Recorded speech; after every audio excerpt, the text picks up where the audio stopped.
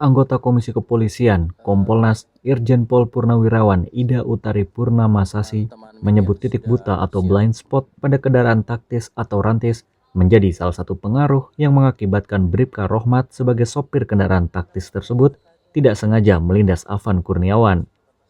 Dalam konferensi pers usai sidang Komisi Kode Etik Polri dengan terduga pelanggar Bribka Rohmat, Ida Utari menyebut selain blind spot, spion rantis yang rusak juga turut menjadi penyebab insiden tersebut.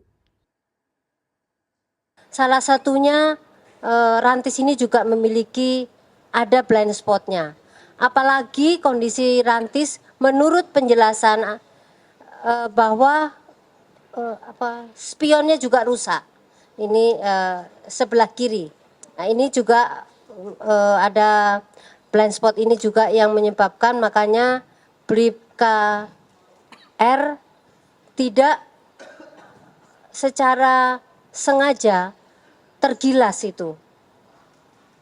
Ini salah satu yang mempengaruhi.